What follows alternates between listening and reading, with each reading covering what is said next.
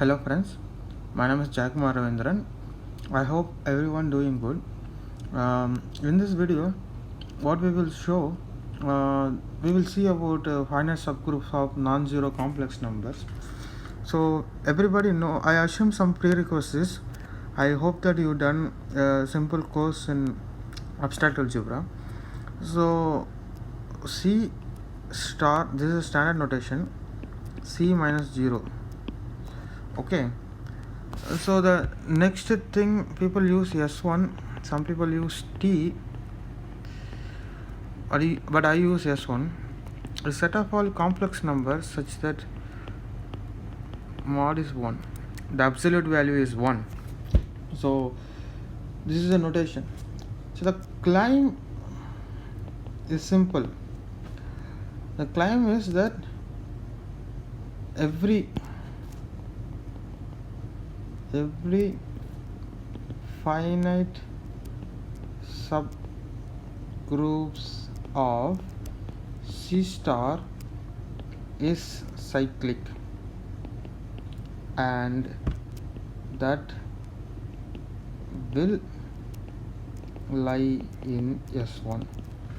So it's a very beautiful fact that if you take any finite subgroup, that will directly lie in S1.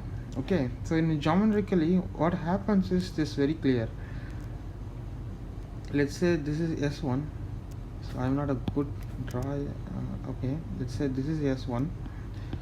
So any finite group actually lies in this circle. This is the idea. Any finite group actually lies in the circle. It cannot outside, it cannot inside. Okay, that fact is easy to see.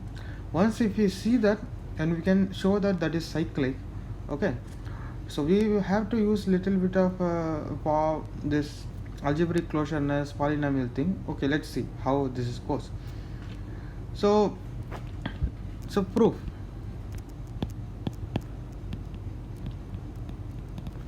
Let let G inside C star be a finite group.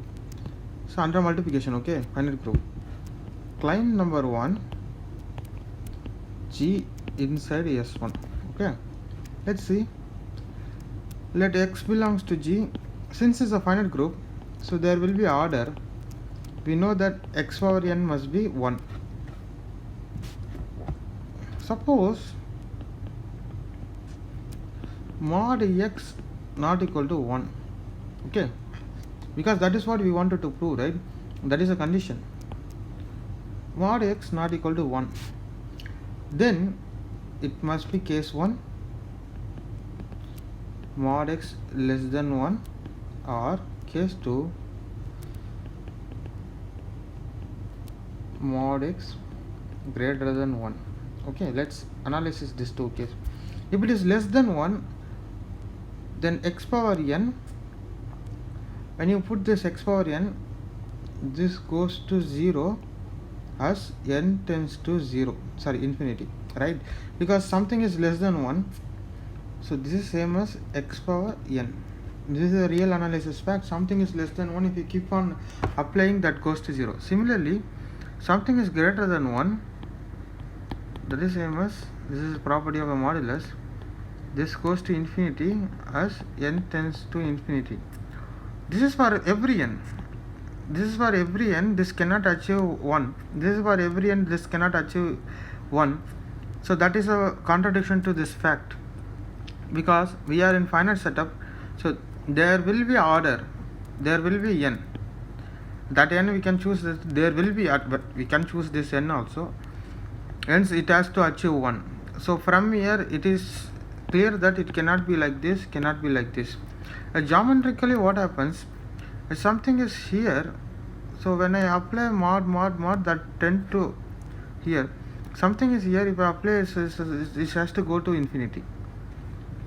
Okay, so it cannot be both. So conclusion is X mod X must be 1. Now claim number 2,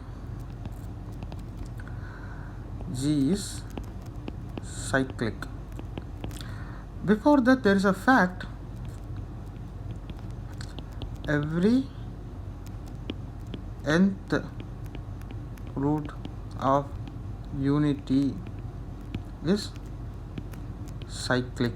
That you can see, because let's say n belongs to natural number, let's say nth root of unity, I denote by O n, let's say for time being only, okay, unity, it is of the power e power 2 pi I k by n, where this is equal to 0 1 up to n minus 1. Okay, one can see this is cyclic very easily. So, and the fact number 1. The fact number 2, every subgroup of cyclic group is cyclic. Okay, so we are going to use this two fact. Okay, so far what we did, actually we showed that G contained in S1.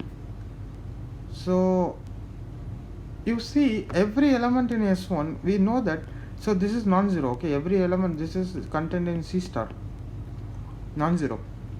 We know that every Z belongs to C star can be written as r power e power I theta, where r belongs to real number greater than 0 and theta belongs to 0 to 2 pi uniquely. If we determine this arguments, everything will be uniquely. So in that setup, S1 implies just that is nothing but e power I theta for some theta.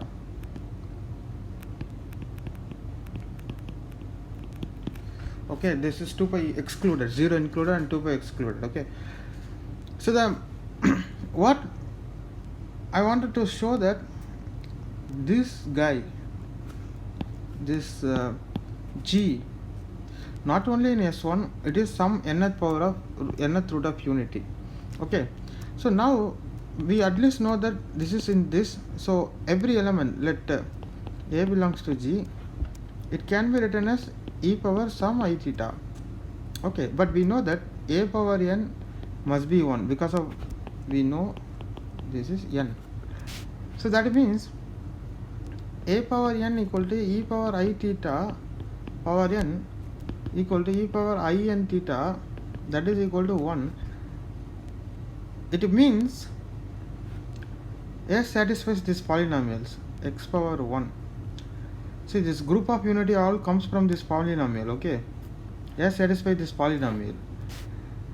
So from here we can see that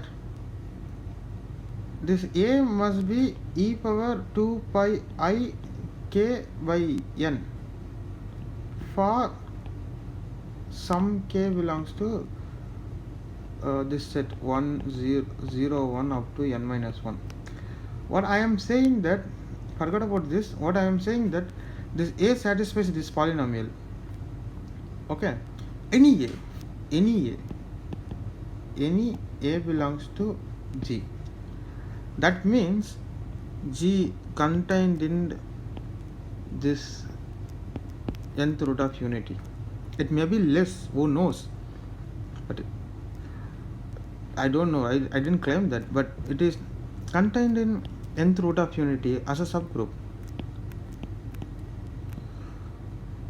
Okay, so from here we can conclude that G must be cyclic.